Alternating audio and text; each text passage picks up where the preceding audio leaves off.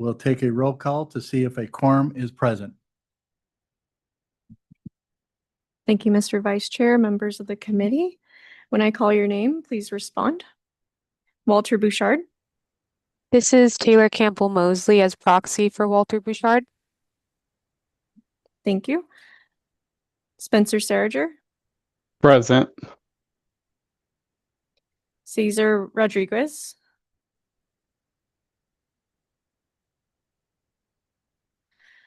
Heather Kraus. Here. Thank you. Beverly Chanowski. Present. Thank you. Eric Massey. Present. Thank you. Steve Trussell. Tom Ekren. Present. Thank you. Kimberly Anderson. Robert Vandenacker. Present. Thank you. Kenya Lugo Waite. Present. Thank you. Anita Lee. Salvador Portillo. Miguel Valenzuela. Hondo Judd. Present. Thank you. Megan Sheldon.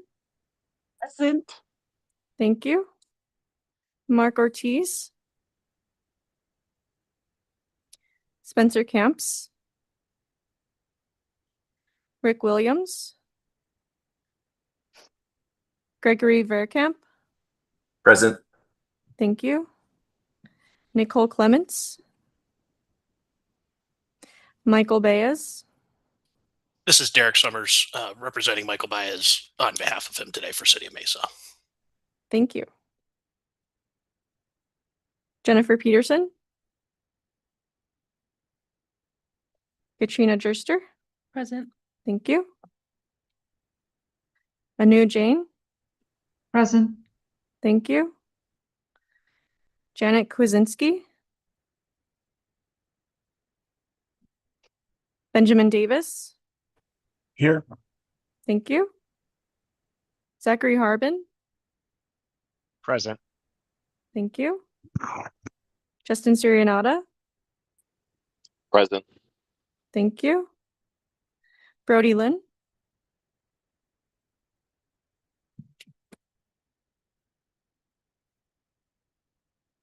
Jonathan Futch. Christina Hoppus. Aaron Daughtry. Present. Thank you. Arden Holloway. Present. Thank you. Susie Stevens. Present. Thank you. Gregory Arrington.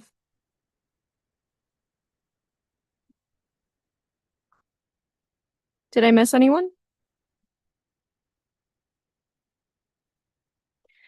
Mr. Vice Chair, we have a quorum. A quorum is now present. Good afternoon, members of MAG, Air Quality Technical Advisory Committee. This meeting is now called to order. For those around the table, please turn on your microphones when speaking. For those participating via Zoom, please state your name when making a comment or asking a question. The MAG public comment process allows members of the public to comment on items that fall under MAG's jurisdiction.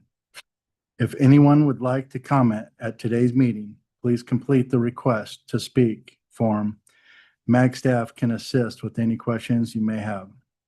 If you're parked in the garage, a validation stamp is available at the counter. If you purchase a transit ticket to come to the meeting, please see staff for a ticket. Hearing assistant devices are available from MAG staff. Our next item is call to the audience. This is the opportunity for the public to comment on items that fall under MAG's jurisdiction that are not on the agenda. Informational items or items on the agenda for discussion and not for action. 15 minutes will be provided for a call to the audience unless the vice chair requests an exception to this limit. I have received no request to speak for the call to audience.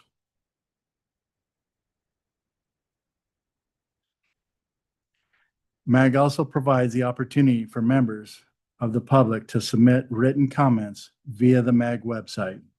Any comments received 2 hours prior to the meeting have been shared with the committee members in advance of the meeting for consideration and will be included in the formal meeting minutes.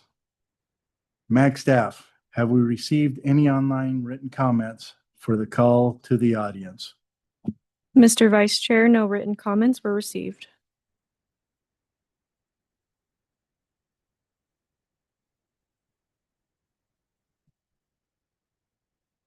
Our next item is approval of the April 23rd, 2026 meeting minutes. Does any member of the committee have any questions? Mr. Vice Chair, this is Megan Sheldon from the City of Glendale. Yes, I- Meg. I would like to ask, I believe there was a typo in agenda item number 5 of the meeting notes, third paragraph, third sentence. I believe it's supposed to read generate on-road and non-road emissions. So I would make the request for that edit. Okay, thank you.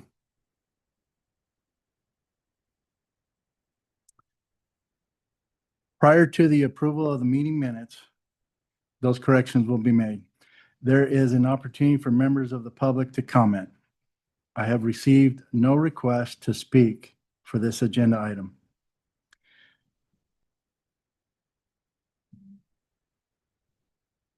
MAG staff, have we received any online written comments for this item? Mr. Vice Chair, no written comments were received. Is there a motion to approve agenda item 3 with the corrections? Mr. Vice Chair, this is Megan Sheldon, City of Glendale. I move to approve the meeting minutes of April 23rd with the correction. Do I have a second? Justin Sturionato, second the motion to approve the minutes with Megan Sheldon's corrections. So I have a motion from Megan and a second from Justin. A roll call vote will be taken at this time by Anna Taft. Thank you, Mr. Vice Chair. Members of the committee, when I call your name, please state your vote. Taylor Campbell Mosley, Aye. Spencer Sarger, Aye. thank you. Cesar Rodriguez, Heather Kraus, Aye. thank you. Beverly Chanowski, Aye. thank you. Eric Macy, Aye. thank you. Steve Trussell, Tom Ekren, Aye. thank you. Kimberly Anderson, Aye. thank you. Robert Vandenacker, Aye. thank you. Kenya Lugo Waite, Aye. thank you. Dan Cisco, Hondo Judd, Aye. thank you. Megan Sheldon, Aye. thank you. Mark Ortiz,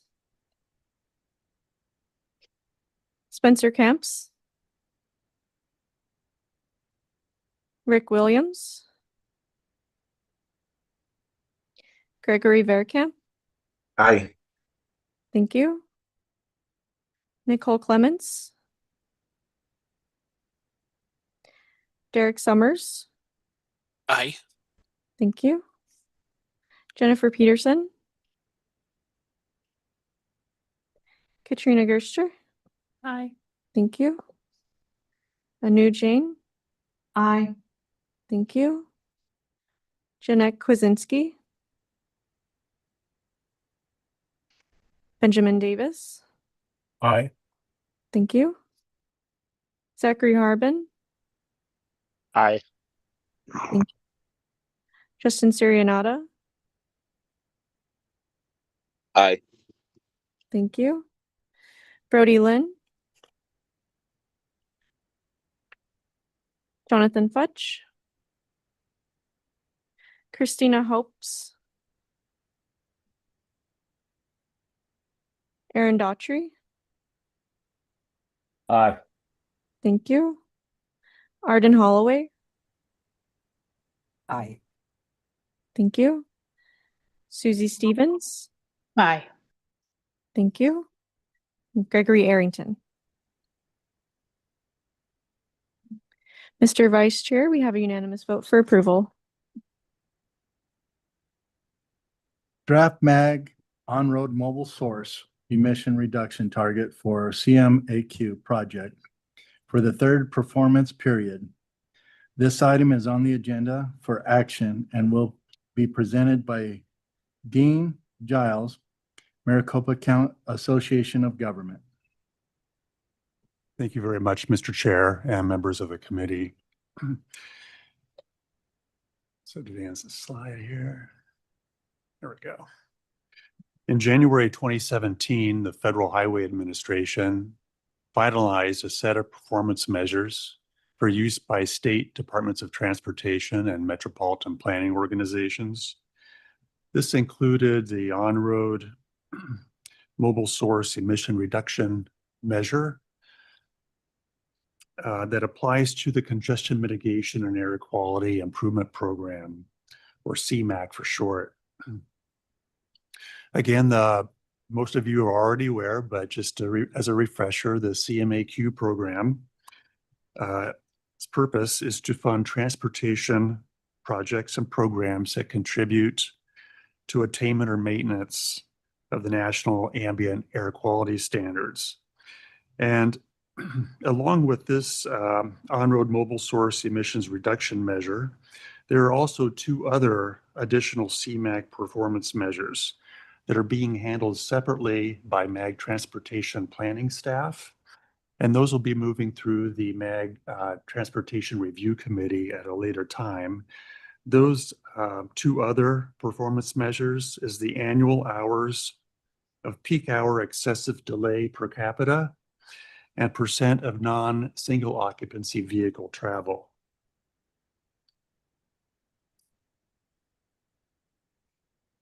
There we go.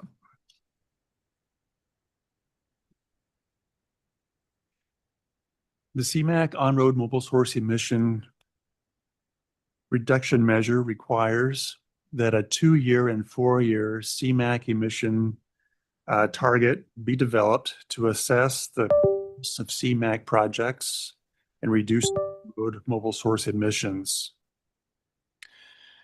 Measure performance will be assessed by the cumulative 2-year and 4-year reported emissions reductions from CMAQ projects for criteria pollutants in non-attainment and maintenance areas. And for the MAG area, the criteria pollutants that we are establishing targets for are the ozone precursors of nitrogen oxides and volatile organic compounds, particulate matter PM10 and particulate matter PM2.5. In accordance with the final rule, it is the estimated emission reductions we reported to Federal Highway Administration in the state's CMAQ annual report, and also later made available on the CMAQ public access system that are used to assess, measure performance. For this third performance period, the reporting timeline goes something like this. Initially, there is a baseline performance report that contains the new targets that must be submitted by October 1st, 2026. Then 2 years later, mid-performance report is submitted by October 1, 2028 that compares the cumulative 2-year emissions reductions with the 2-year targets. And then in 2 years later, after that, there's a full performance report that's due to Federal Highway Administration that compares the cumulative 4-year emissions reductions with the 4-year targets.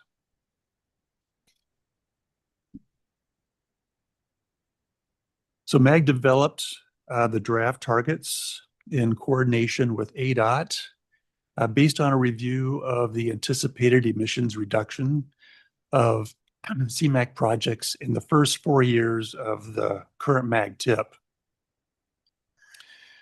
And then decrease the anticipated emission reduction of the CMAQ projects by 15% to account for future uncertainties and calculating the emissions reduction associated with these projects. And this approach is consistent with how our previous targets were established in the second performance period. And here are some of these uncertainties that I'm alluding to here. We know for certain that EPA will be coming out with a new EPA emissions model.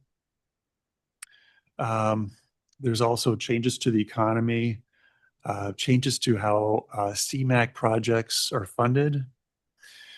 It's not unusual for us to see CMAQ projects move in the tip due to circumstances in developing the federal aid project. And so all these things are accounted for in the 15% deduction.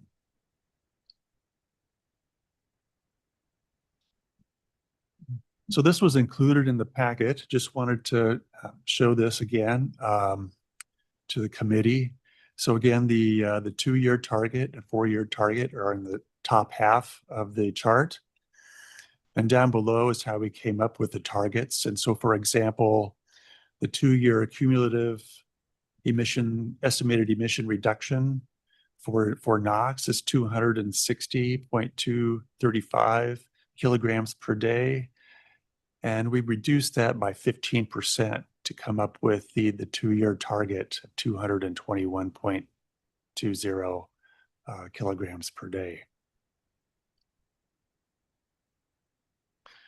And with this next chart, we're showing the draft targets in the top half of the table compared with the current targets for the second performance period, so that you can kind of see a comparison between the targets.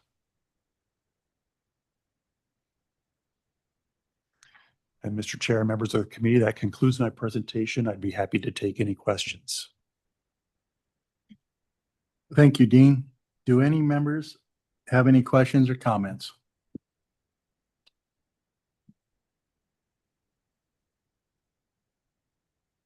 Prior to voting, there is an opportunity for members of the public to comment on agenda item 4.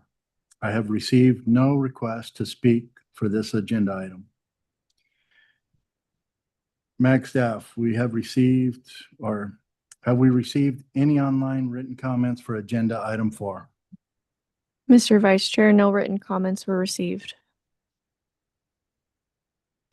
Is there a motion to recommend approval of the draft MAG on-road mobile source emission reduction target for CMAQ projects for the third performance period?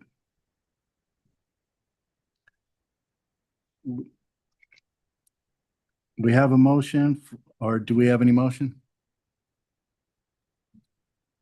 Vice Chair, this is Megan Sheldon, City of Glendale. I move to approve the draft MAG on-road mobile source emissions reduction targets for CMAQ projects for the third performance period. Thank you, Megan. Do we have a second? Justin Sturionata, second. Was that Justin? Correct. Justin Okay. Sturionata, second. I have a motion from Megan and a second from Justin. Thank you. A roll call vote will be taken at this time by Anna Taft. Thank you, Mr. Vice Chair. Members of the committee, when I call your name, please state your vote. Taylor Campbell Mosley. Approve. Thank you. Spencer Sarger. Approve. Thank you. Cesar Rodriguez. Heather Kraus. Approve. Thank you. Beverly Chanowski. Approve. Thank you. Eric Macy. Approve. Thank you. Steve Tressell. Tom Ekren. Approve. Thank you. Kimberly Anderson. Approve. Thank you. Robert Vandenacker. Approve. Thank you. Kenya Lugo Wait. Approve. Thank you. Miguel Valenzuela. Hondo Judd. Approve. Thank you. Megan Sheldon. Approve. Thank you. Mark Ortiz. Spencer Camps. Rick Williams. Gregory Verkamp. Approve. Thank you. Nicole Clements. Derek Summers. Approve. Thank you. Jennifer Peterson. Katrina Drister. Aye. Thank you. Anu Jane. Approve. Thank you. Jeanette Kwasinski. Benjamin Davis. Approved. Thank you. Zachary Harbin. Approve. Thank you. Justin Sirianata. Approve. Thank you. Brody Lynn. Jonathan Futch. Christina Hopson. Aaron Daughtry. Approve. Thank you. Arden Holloway. Approve. Thank you. Susie Stevens. Aye. Thank you. Gregory Arrington. Did I miss anyone? Mr. Vice Chair, we have a unanimous vote for approval.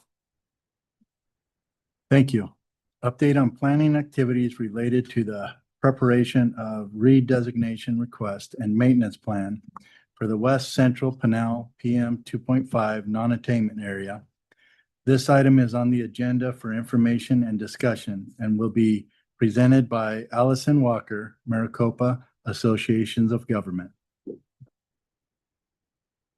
Thank you, Mr. Vice Chair, and good afternoon, members of the committee. I am presenting a status update on our recent work preparing a redesignation request and maintenance plan for the West Central Pinal PM 2.5 non-attainment area. We've been analyzing the daily PM 2.5 concentrations that have been routinely collected at the Hidden Valley Monitor site.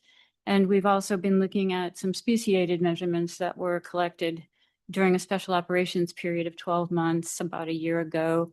Those speciated measurements provide some measurements of individual chemical components of PM 2.5, which allows you to look into the source composition. And we have also compared these composition results at Hidden Valley with some background data from the Organ Pipe National Monument Monitor. So to orient you, the monitor sites that I'll be referring to are shown on this map in red. The larger map shows the blue outline of the West Central Pinal PM 2.5 non-attainment area with the Hidden Valley Monitor located about in the middle. And then for comparison, we have an urban site up in West Phoenix, which here in Phoenix. And then we are looking at two remote sites. Alamo Lake off to the northwest is out in La Paz County, and Organ Pipe to the southwest. Did I say northwest? Alamo Lake to the northwest, Organ Pipe to the southwest. The inset shows the aerial photography around the Hidden Valley site. The star is the location of the monitor, and that red circle is a 2-mile radius around the monitor, showing the agricultural areas, the feedlot right nearby, and the just natural desert land to the southwest. So it's a mixture of sources. That monitor's been collecting data routinely since 2016 for total PM 2.5. And in preparation for this plan, a special observation period occurred from October 2024 to September 2025, where they took those speciated measurements every 6 days. The current status of the non-attainment area for the 24-hour NACS, there are 2 standards for PM 2.5. There's an annual standard and the 24-hour standard. This plan is only concerned with the 24-hour standard, and that is a 3-year average of the annual 98th percentile of the daily total PM 2.5 observed at the site. So this plot shows the trend from 2017 through 2025 of that design value. So that's a 3-year average each year, recomputed each year. Currently, we're sitting at a value of 25 for 2025, which is well below the standard, and there's been a downward trend in the last few years. For this SIP, the attainment year is 2023. So to begin with, we look at the daily observations. This plot is showing the daily time series in 2023 at the Hidden Valley Monitor site. There are 2 instruments there. So the routine collection of the average 1-hour continuous measurements is done every day. Then you average up 24 hours to get a daily measurement. And then there are periodic 24-hour gravimetric measurements, which is the federal reference method. It's a more accurate weighing of the mass. And that's done currently once every 12 days. So these are combined to make a daily record, and that's what's used to compute the design value. So for 2023, the dashed red line is the 35 microgram per cubic meter standard, and the PM 2.5 values fluctuate quite a bit. You can see there's one day, is July 26, where there was a wind event and a very high value was recorded. I think it's 53. So that would be considered an exceedance day. On that day, we did exceed the standard. However, for the design value, what's used is the 98th percentile, which means the top 2% of values aren't counted. So it works out to be the 8th highest value is actually used. And for this year, that's 25.5. So for the year, the standard is attained. We look at some seasonal trends where we average up all the days in a month. This bar chart is showing you groups of bars for each month. And within the group, there are different colors. Each color is a year. So from 2020 through 2025. So the blue is 2020, and each color represents the years up to 2025. So you can compare the seasonal cycle for this 6-year period. This is showing Hidden Valley at the top and comparing it to a typical urban site at West Phoenix in the middle panel, and then the urban site, the rural site at Alamo Lake in the lower panel for comparison. So the West Phoenix urban site is showing a typical urban pattern where PM 2.5 is just higher in the wintertime, and that's a pretty consistent pattern from year to year. And Alamo Lake is a typical rural site. The values are very low in general, and they're a little bit higher in the summer, and that's from the increased chemical activity from the sunlight, because there's not much in the way of anthropogenic sources there. Hidden Valley, on the other hand, doesn't look like either one of those. It's a very mixed pattern, and it varies quite a lot from year to year.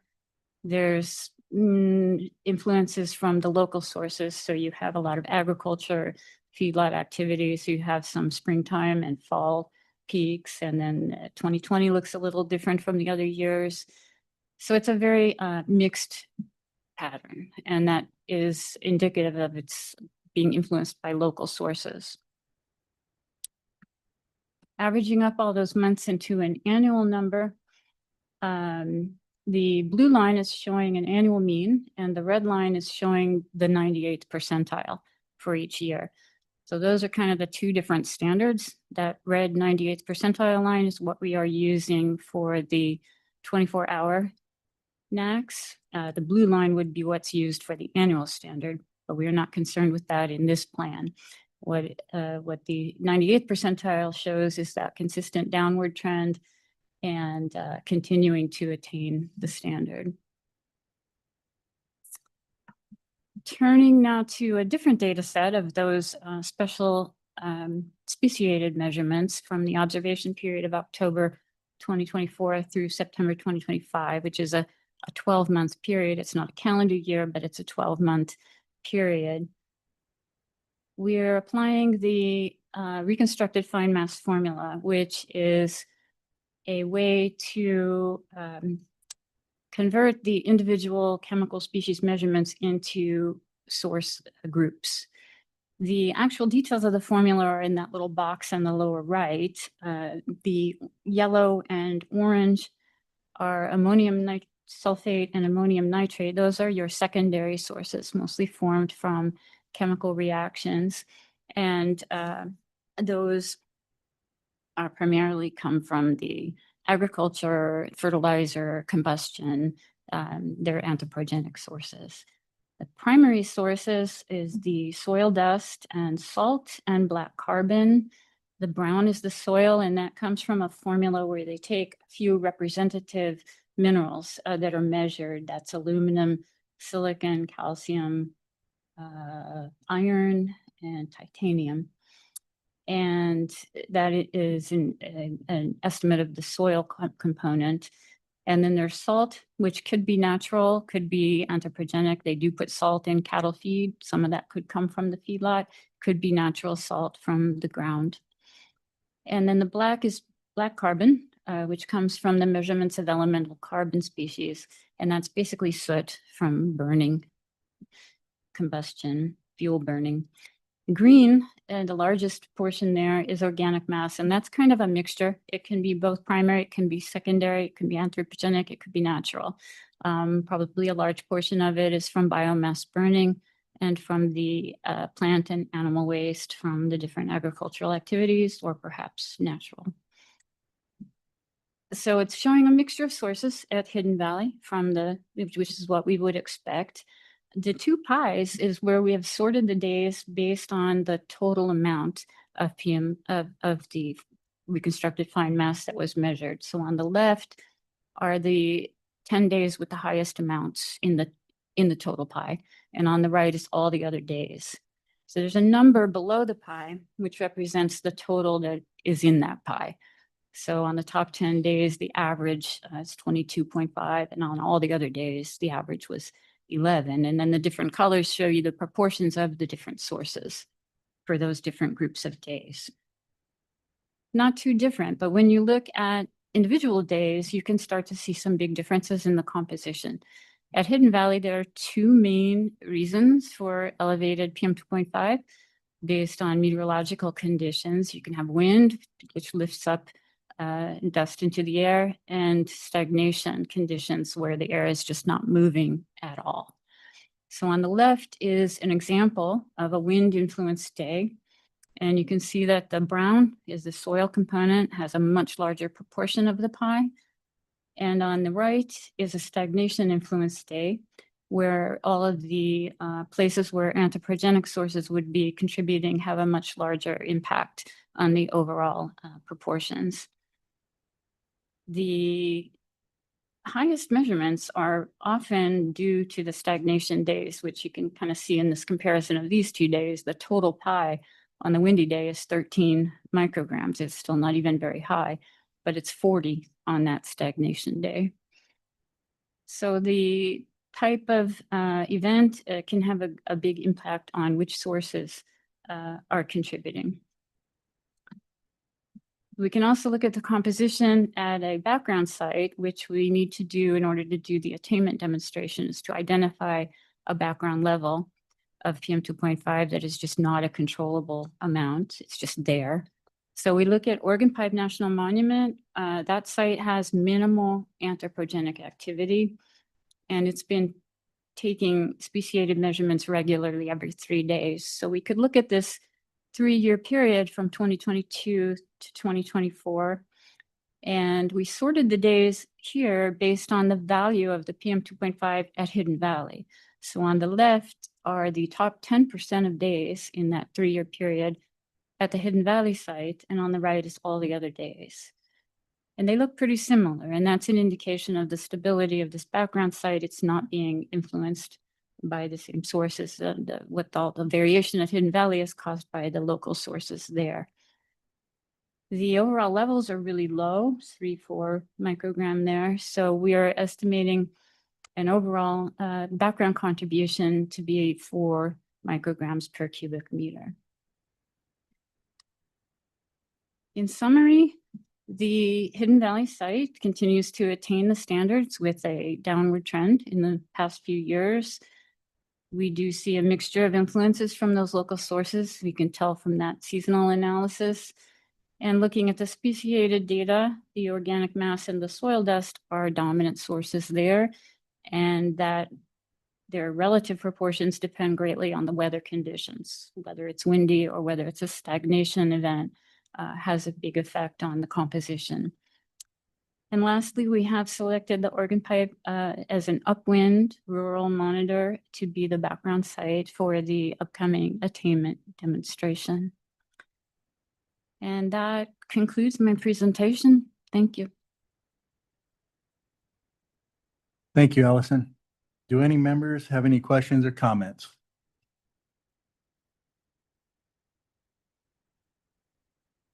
EPA proposed revision of Tier 4 criteria pollutant standard, Part 1, amendments to phase in schedule of light duty and medium duty vehicles. This item is on the agenda for information and discussion and will be presented by Matt Poppin, Maricopa Associations of Government. Thank you, Mr. Vice Chair and members of the committee. For this item and my next item, you'll be happy to hear I don't have any long presentations. I just wanted to talk through these items with you and make you aware of current actions that are occurring. So with this particular item, what we really wanted to highlight is EPA on May 18th came out with a proposed rule to delay the current Tier 4 criteria pollutant standards, what we call tailpipe standards. And so normally these were standards that were adopted under the prior administration in 2023 and 2024, and they control emissions. There's 2 standards really associated with this. A combined VOC and NOx value is one standard at 30 micrograms per mile. That's the current Tier 3 standard. And then there's also a particulate standard for PM 2.5. And so that's what this proposal is doing. They're proposing to delay those for 2 years. So without this delay, car manufacturers were required to meet these standards beginning with this current model year. With model year 27, I guess next year's model year 27 and 28. What this proposal does is it just delays it by 2 years. So car manufacturers don't have to meet that standard until model year 2029. There's a couple reasons why EPA is doing this, or at least why they state they're doing this. Probably the main reason is when they repealed the greenhouse gas rules, which we talked about for all light duty, medium duty, and heavy duty vehicle classes, as part of the repeal of the endangerment finding, that sort of repealed the mandates to adopt electric vehicles. And so manufacturers were relying on a kind of steady increase in electrical vehicle purchase to meet these standards. So with that mandate gone, manufacturers have to adjust how quickly people are going to buy electric vehicles. And so that's one of the reasons why they delayed this standard. EPA is indicating that this is part 1 of their action. Part 2 is they are going to actually look at these standards comprehensively and decide whether they're going to change them, adopt them, or rescind them. So we don't know for sure what EPA will do, but they do say that's going to be part 2 of this action. EPA, there's a 45-day comment period on this, so comments are due to EPA by July 6th, 2026. A couple of the things that will affect MAG directly with this is one of the things we do is transportation conformity analyses, and that's where we have to predict vehicle emissions for future years. And we do that using EPA's MOVES model. EPA's MOVES model incorporates the latest regulations that are on file. So EPA will have to revise their MOVES model to remove or incorporate this delay. What that will mean is it will mean increased emissions in years 27, 28, and probably through late 20s, early 30s as the vehicle fleet catches up to this delay. And so that we'll have to watch that closely to see how that impacts our conformity determinations. We don't know yet. EPA has provided some estimates of the emission impact in their regulatory impact analysis. All of the impacts are less than 1,000 tons per year for the nation. So what that means for Arizona, we don't have that percentage, but it would be obviously a fraction of that, less than 10% of that just for Arizona in general. But there will be increases in VOC, NOx, and PM 2.5 will be the three pollutants that will be higher out of the tailpipe as a result of this action. So really just wanted to bring that before the committee, make them aware of that, and happy to answer any questions that the committee might have or comments the committee might have on this item. Thank you, Matt. Do any members have any questions or comments? Update on actions related to the EPA final determination of attainment of the 2015 ozone standard in Maricopa non-attainment area, but for international emissions. This item is on the agenda for information and discussion and will be presented by Matt Poppin, Maricopa Associations of Government. Thank you again, Mr. Vice Chair and members of the committee. We wanted to keep you updated with the latest actions associated with EPA's determination of attainment, but for international emissions. So EPA, as a reminder, issued that determination on March 23rd, 2026. And there was a 60-day period that had to pass before, or within a 60-day period before that action could be challenged. And on Friday of last week, so May 2022, a petition for review in the U.S. Ninth Circuit Court of Appeals was filed by 5 environmental advocacy agencies to challenge this ruling. The 5 agencies are Earth Justice, Sierra Club, Natural Resources Defense Council, Center for Biological Diversity, and the Public Employees for Environmental Responsibility. So these were the same 5 groups that submitted comments in opposition of this EPA's action, which EPA responded to in their final rule. So that is now making its way through the U.S. Ninth Circuit Court of Appeals. In anticipation of that, our Regional Council Executive Committee approved MAG to use our legal counsel, our Washington, D.C. legal counsel, to submit what's known as to become an intervener in this case. What this allows is MAG a seat at the table to defend this action on behalf of EPA. So we're working with our legal counsel to submit that motion to be an intervener. That motion is due June 22nd. We think, there's a pretty strong, the court has to approve that motion. We think there's a strong reason that they would do so since we're primarily affected by EPA's rule. But we don't know yet the specific issues that are going to be challenged under this lawsuit. The environmental groups have until August 10th to issue their opening brief. So it'll be in that opening brief when they talk about the things that they think need to be challenged. We anticipate that those challenges will be both on a merit basis and on a procedural basis. So a merit basis would be things where EPA, or where the group challenges EPA's policy actions or the technical documentation. And procedural is you didn't do it according to the correct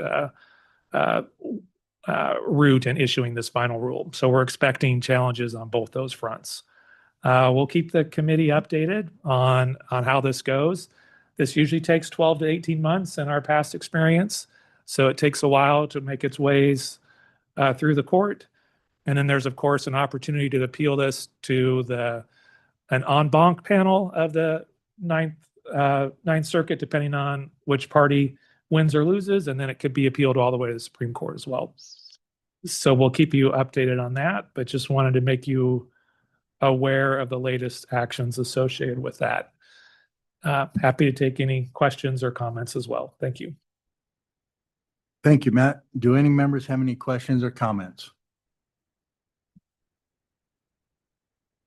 Are there any requests from the membership for an item on the future agenda?